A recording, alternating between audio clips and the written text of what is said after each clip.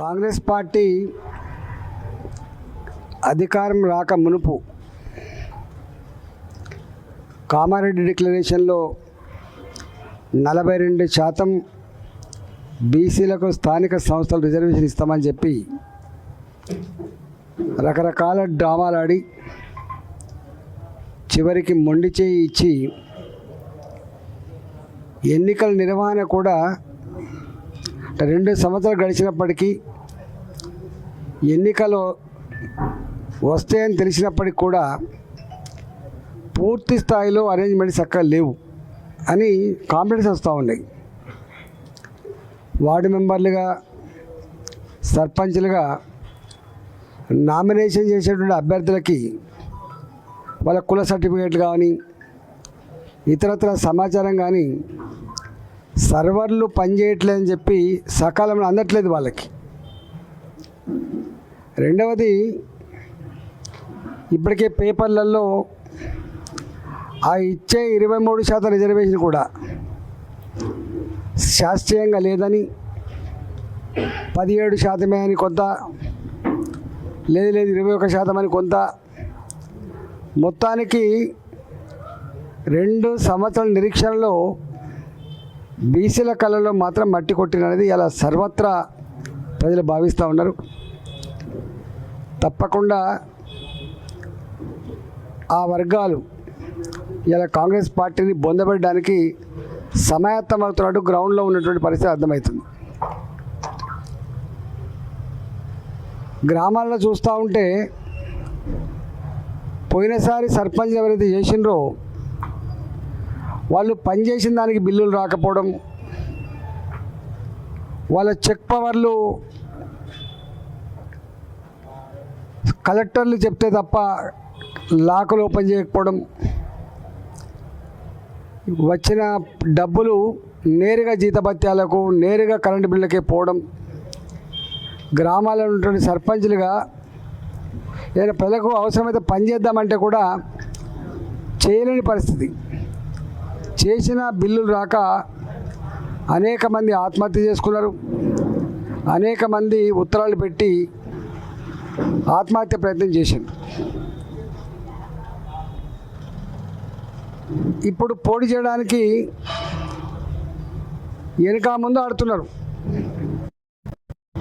మేము గెలుస్తాం నిజమే, కానీ నిధులు లేకపోతే మేమెక్కడ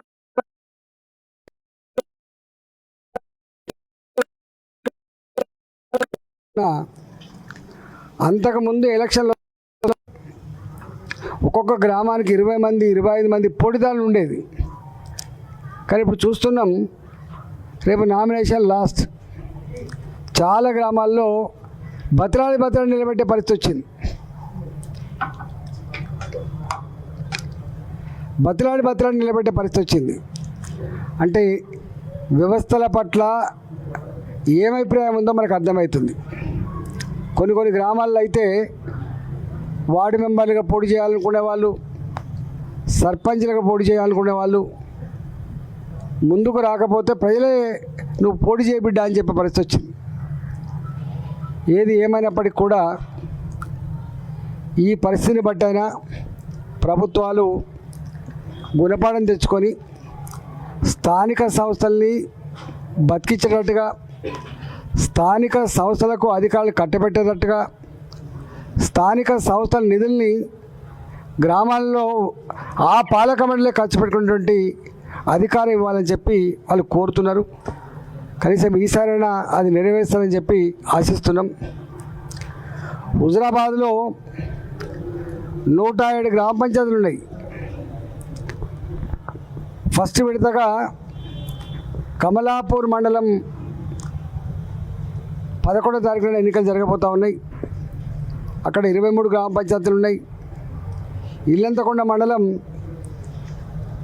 జమ్మికుంట మండలం,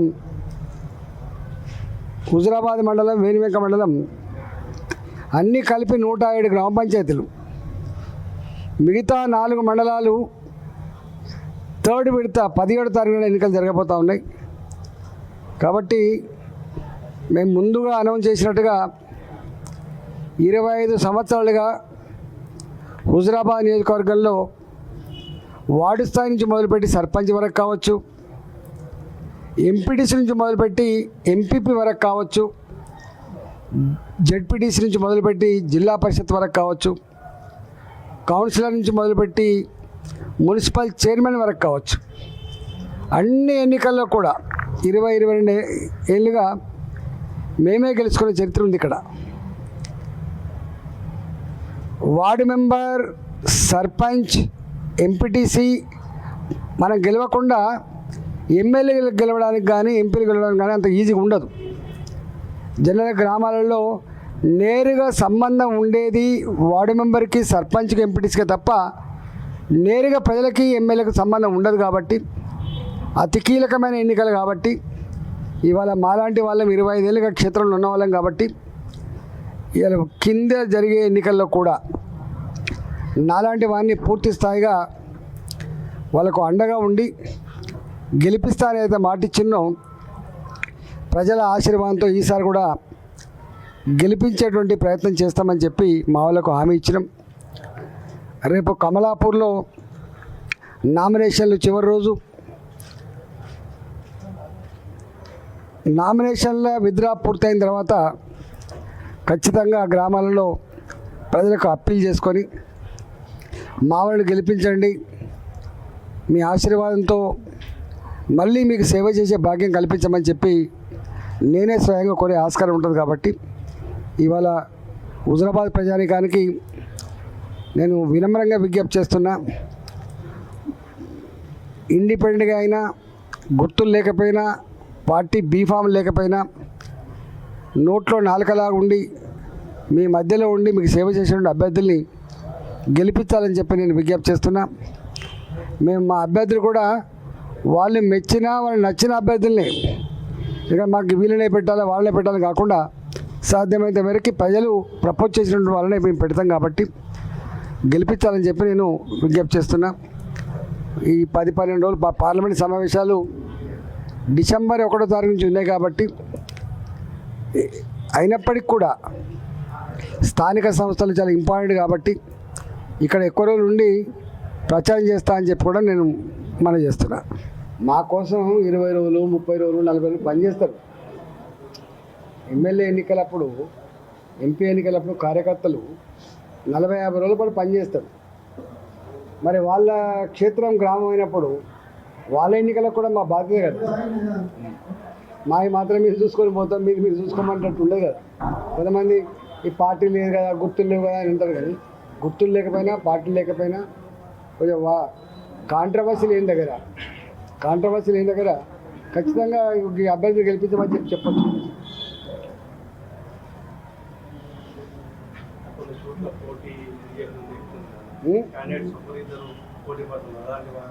ఇక్కడ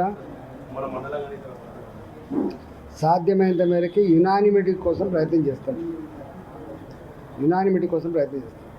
ఒక గుడ్ సైన్ ఏంటంటే ఈసారి ఎక్కువ తక్కువ పట్టుబడతలేదు. చెప్పంగానే మంచిదన్నా, ఎందుకు బిడ్డ ముగ్గురు పోటీ చేస్తారు, వద్దు పైసలు వేసి చేసుకోకుండా అంటే మంచిదన్నా నువ్వు ఎటు చెప్తే అట్లా అంటున్నారు. కాబట్టి 99.9% అన్ని గ్రామాల్లో కూడా మా పరంగా ఏకగ్రీవ ఎన్నికల కోసం అంటలేను నేను. మా పరంగా మాత్రం ఇద్దరు ముగ్గురు మా ఫోటోలు పెట్టుకొని మా పార్టీ అని చెప్పుకునే వాతావరణం అయితే ఉండదు ఈసారి. ఖచ్చితంగా మాకు 20-22 నెలల నుంచి తెలిసిన గ్రామాలు, తెలిసిన ప్రజలు కాబట్టి ప్రజల మూడును బట్టి అర్థమవుతుంది. కాంగ్రెస్ పార్టీ మీద మాత్రం పూర్తి వ్యతిరేకత ఉంది. గ్రామాలలో పూర్తి వ్యతిరేకత ఉంది.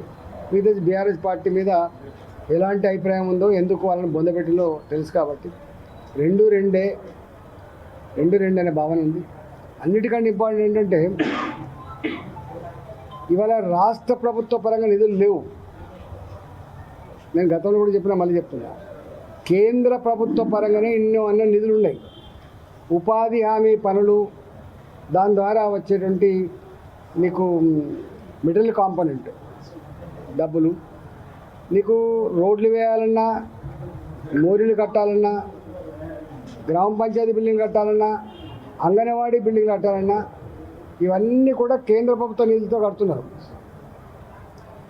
వెలిగే చౌరస్తాలో వెలిగే బల్బు కానీ, పెరిగే చెట్టు కానీ, శ్మశాన వాటికలు కానీ, మొన్నటిదాకా కట్టినటువంటి రైతు వేదికలు కానీ, ఇవన్నీ కూడా కేంద్ర ప్రభుత్వ నిధులే. ఒక్క మాటలో చెప్పాలంటే స్థానిక సంస్థలలో, మరీ ముఖ్యంగా గ్రామ పంచాయతీలలో కాంగ్రెస్ పార్టీ గెలిచినా రూపాయి ఇచ్చేది లేదు, బీఆర్ఎస్ పార్టీ కదా ఆయనతో కూడా ఏం లేదు. కాబట్టి ఏమన్నా భారతీయ జనతా పార్టీ బలపరిచిన అభ్యర్థులకి గెలిస్తే తప్పకుండా ఇవన్నీ వచ్చే ఆస్కారం ఉంటుంది. కాబట్టి ప్రజలు ఆలోచిస్తున్నారు. కేంద్ర నిధులే తప్ప రాష్ట్ర నిధులు లేవు అనేటువంటిది అర్థమైంది. కేసీఆర్ ఆనాడు వచ్చిన కేంద్ర నిధులు కూడా నేరుగా గ్రామ పంచాయతీలకు ఇవ్వకుండా కరెంటు బిల్లు కట్టింగ్ పేరిట, లేకపోతే జీతభత్యాలు పెట్టి ఇచ్చిండ్రు. గ్రామ పంచాయతీలకు దివాళీ తీసినాయి. వాళ్ళు అదే పని చేసిండ్రు, మళ్ళీ వీళ్ళు ఇదే పని చేస్తున్నారు. ఇవాళ రూపాయి లేదు, మీకు తెలుసు. అందువల్ల ప్రజలు ఆలోచించాలి ఏంటంటే, మళ్ళీ చౌరస్తాలో బల్బులు వెలగాలన్నా, సిమెంట్ రోడ్లు వేయాలన్నా, మురికి కాలువలు కట్టాలన్నా, గ్రామ పంచాయతీ అంగన్వాడీ బిల్డింగ్లు మళ్ళీ కట్టడం మొదలు పెట్టాలన్నా, ట్రాక్టర్లు డీజిల్ కూడా లేదు, గ్రామ పంచాయతీ సిబ్బంది జీతాలు కూడా లేవు. కాబట్టి ఇవన్నీ రావాలంటే తప్పకుండా బీజేపీ మాత్రమే పనిచేయాలి, కేంద్ర ప్రభుత్వ సపోర్ట్తో మాత్రమే జరుగుతుంది.